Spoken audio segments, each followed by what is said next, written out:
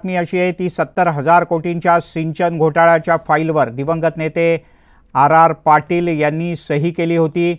या फाईलवरची सही मला तत्कालीन मुख्यमंत्री देवेंद्र फडणवीस यांनी दाखवली असा गौप्यस्फोट उपमुख्यमंत्री अजित पवार यांनी सांगलीतल्या तासगावमध्ये बोलताना केलाय। तसंच आर पाटील यांनी आपला केसानं गळा कापण्याचा प्रयत्न केला असा आरोप सुद्धा अजित पवार यांनी केला। या क्षणाची एक मोठी आणि महत्त्वाची बातमी, 70,000 कोटी रुपयांच्या सिंचन घोटाळ्याचे चुकीचे आरोप माझ्यावर झाले आणि त्याचे परिणाम मी आजपर्यंत भोगतोय। पण या फाईलवर सही केली ती तत्कालीन उपमुख्यमंत्री तत्कालीन गृहमंत्री असलेल्या आर पाटील यांनी आणि ती फाईल आपल्याला तत्कालीन मुख्यमंत्री देवेंद्र फडणवीस यांनी दाखवली होती असा दावाही त्यांनी केला आहे।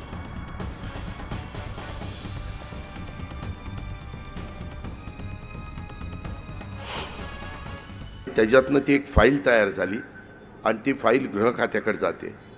ह्यांनी त्या फाईलीवर अजित पवारांची ओपन इन्क्वायरी करावी म्हणून सही केली। केसानी गाळा कापायचे धंदेत राव। आणि मला हेही माहीत नव्हतं। नंतर राष्ट्रपती राजवट आली, आपण पृथ्वीराज बाबाचा पाठिंबा घेतला काढून, सरकार गेलं, राष्ट्रपती राजवट। त्यावेळेसचे राज्यपाल म्हणले ही फाईलवर मी सही करणार नाही, निवडून आलेला मुख्यमंत्री करेल, लोकशाही आहे, मी असं काही कुणाला हे करणार नाही। निवडून आले आपले देवेंद्र फडणवीसचं सरकार आणि देवेंद्रनी सही केली आणि मला नंतर सांगितलं या इकडं, मला घरी बोलवलं, म्हणले हो का ही सही मुख्यमंत्र्याच्या करता राहिली होती, तुमच्या आबानी तुमची इन्क्वायरी ओपन करण्याच्या करता सही केली की नाही, आणि खरंच त्याची सही होती। आणि याच संदर्भात अधिक जाणून घेऊयात। रोहित पाटील आपल्यासोबत जोडले गेले आहेत, आर पाटील यांचे पुत्र। रोहितजी, तुमची काय प्रतिक्रिया?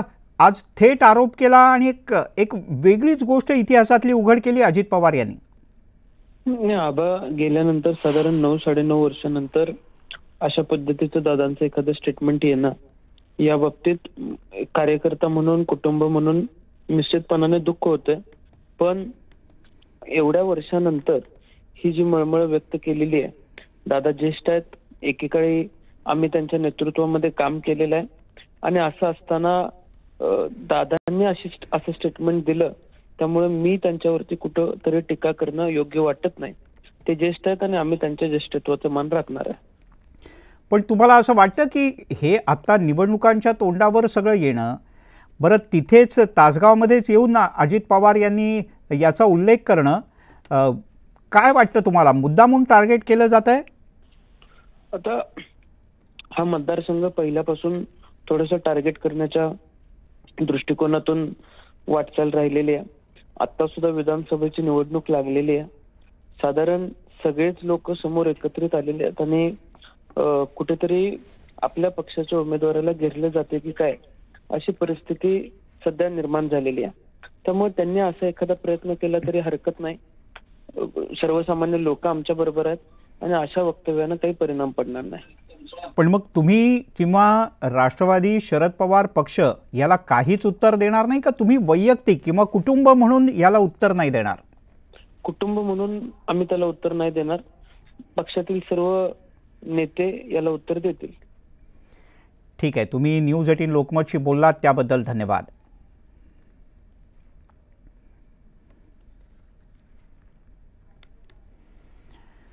आणि आता अर्ज भरण्यासाठी गेलेल्या मुळीक यांना देवेंद्र फडणवीसांचा फोन आला आणि त्यानंतर मुळीक यांनी अर्ज न भरण्याचा निर्णय घेतला। त्यानंतर कसबा मतदारसंघातून भाजपचे धीरज घाटे इच्छुक होते, परंतु त्यांची मनधरणी करण्यात केंद्रीय राज्यमंत्री मुरलीधर मोहोळ यांना यश आले। त्यानंतर पर्वती मतदारसंघातून श्रीनाथ भीमाले इच्छुक होते, परंतु त्यांचीही मनधरणी करण्यात आली आणि खडकवासला मतदारसंघातील इच्छुकांची समजूत काढण्यात आली।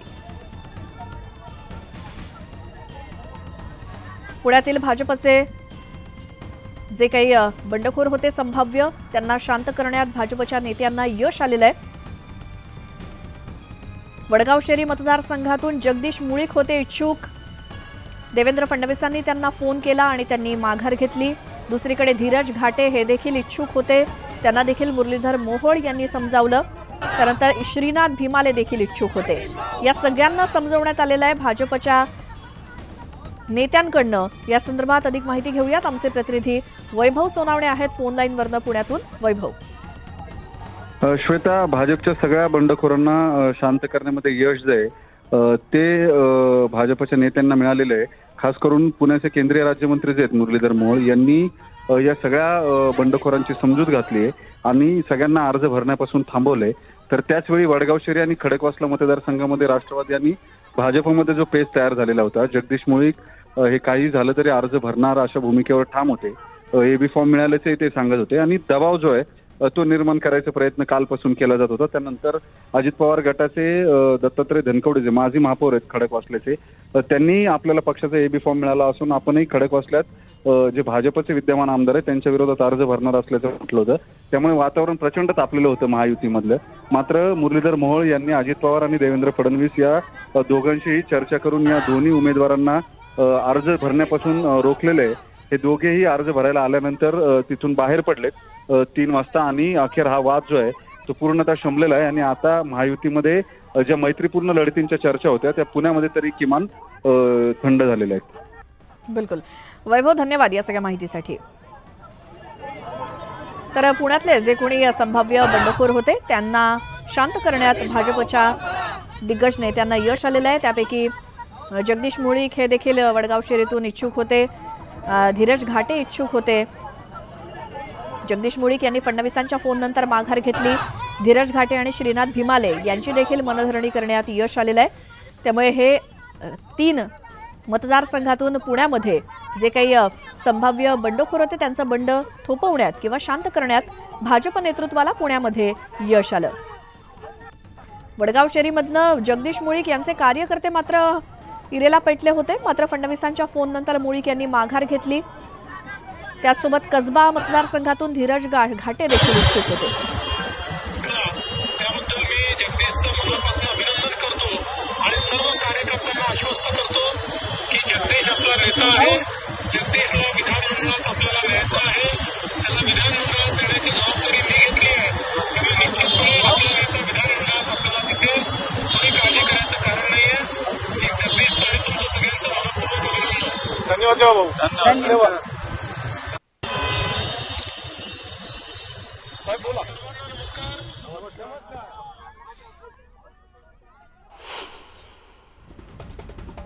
आता पाहूया झटपट बातम्या। छत्रपती संभाजीनगरच्या पैठण मतदारसंघात शिवसेना उमेदवार विलास भुमरेंनी अर्ज दाखल केला। यावेळी कार्यकर्त्यांच्या उपस्थितीत भुमरेंनी जोरदार शक्ती प्रदर्शन केलं। काँग्रेस नेते बाळासाहेब थोरात यांनी संगमनेर मतदारसंघात उमेदवारी अर्ज दाखल केला। थोरात सलग 9व्यांदा निवडणुकीच्या रिंगणात उतरले। जळगावच्या भाजपमध्ये बंडखोरी करत माजी उपमहापौर डॉक्टर अश्विन सोनावणे यांनी अपक्ष अर्ज दाखल केला। यावेळी कार्यकर्त्यांच्या उपस्थितीत रॅली काढत सोनावणेंनी जोरदार शक्ती प्रदर्शन केलं। वाशिमच्या कारंजा मतदारसंघातून भाजप उमेदवार सई डहाक यांनी उमेदवारी अर्ज दाखल केला। यावेळी उमेदवारी न मिळाल्यानं नाराज झालेले विद्यमान आमदार लखन मलिक उपस्थित होते। अहमदनगर शहर मतदारसंघातून माजी उपमहापौर सुवर्णा कोतकर यांनी अपक्ष उमेदवारी अर्ज भरला। कोतकरांच्या उमेदवारीमुळे निवडणुकीत चुरस निर्माण झाली आहे। हिंगोली मतदारसंघात महाविकास आघाडीत बंडखोरी करत भाऊराव पाटील गोरेगावकर यांनी अपक्ष अर्ज दाखल केला। यावेळी गोरेगावकरांनी जोरदार शक्ती प्रदर्शन केलं। जिंतूर विधानसभा मतदारसंघासाठी राष्ट्रवादी शरद पवार गटाचे नेते विजय भांबळे यांनी उमेदवारी अर्ज भरला। यावेळी रोहित पवारांच्या उपस्थितीत भव्य रॅली काढण्यात आली। जिंतूर विधानसभेसाठी मनोज जरांगे पाटलांनी बाळासाहेब काजळे यांचा उमेदवारी अर्ज भरला। यावेळी त्यांनी डिपॉझिटची रक्कम म्हणून 1 आणि 2 रुपयांची नाणी नेल्यामुळे प्रशासनाची डोकेदुखी वाढली।